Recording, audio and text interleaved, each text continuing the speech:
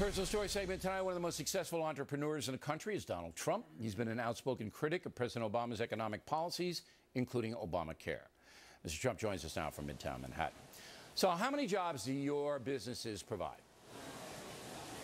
Many thousands, over 10,000, and it's a lot. And I know all about Obamacare. I also know about good health care. When you look at your core business, is it helpful to you that we have this affordable health care law? Is that helpful to you, Donald Trump? Well, I take a lot of really good care of my employees. I pay them a lot, and I take good health care. They get great health care. And it affects me to a certain extent, but not to the extent that a lot of other businesses are affected. Many businesses are closing up. Many businesses are hiring part-time workers. As you know, they're hiring fewer than 50 workers. There are a lot of tricks to Obamacare that, frankly, I mean, people are becoming PhDs in Obamacare. And it's very unfair, it's very unfortunate, but it is affecting unemployment, and it is certainly affecting other businesses very, very seriously. Okay, so but in your business, because you provide a higher level of compensation, doesn't hurt you directly, but you believe that it's hurting the economy because the smaller business people are cutting back. What would you do? It has less effect on me, yes. All right, say you were appointed czar of the economy. How would you get the employment up and the wages up and everything like that? Do you have a strategy? Is there something you would do? Well, I certainly would. I mean, there are a lot of strategies, but if you look at what's going on with China and other countries, they're making our product. They're doing everything. They're making what we sell. They're making a lot of things. Now they're going to start their own airplane companies to compete with Boeing. We send our cars. We send everything over there. They take them. And by the way, these companies are signing agreements that they have to give away their technology to China. Otherwise, you can't do business in China. China charges taxes to these companies that do business in China. So we have to get back to China. And it's not only China. It's China and other countries. It's also OPEC. If you look at what's going on, there's so much oil, there's so much energy around, and yet it doesn't go down. It's setting up new records, and it's setting new records.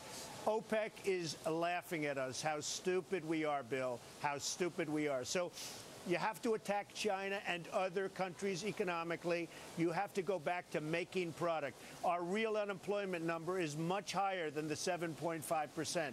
They have 7.5. It's probably 17 or 18%. Yeah, people have stopped looking for work. Okay. Yeah, and that's what I pretty much said in my talking points memo. The weak economy here and the huge debt is robbing our power. But when you say you're going to attack China, that means you're going to get into a trade war with them. And that could very, very severely affect the American economy, could it not? Bill, we have all the power. Believe me, you know, it's one of those things. They supposedly lend us money. What are they doing? They're lending us our money. If China ever thought that we were going to tax their product coming into this country, which stupidly we don't, if they ever thought there was somebody that really was going to do it, they would stop manipulating their currency, which is the biggest thing they have on us. Not cheap labor. They manipulate brilliantly, better than anybody has ever manipulated before their currency. And if they'd stop doing that, we would be able to compete with China in terms of manufacturing. They don't believe that we're serious. Let me dumb it down. When they manipulate their currency, that means they get more dollars and we get less dollars because their money's not worth anything in the open market. All right, now another subject here. It costs us a lot more to manufacture our goods. Right. Another subject, just for a minute here. It's a woman named Sheena Manin. I guess she was Miss Pennsylvania, and she was in your Miss Universe contest. And she sued you because she said the contest was rigged, and she lost, and the judge is ordering her to pay $5 million. She doesn't have that money. Are you going to let her off the hook? What are you going to do?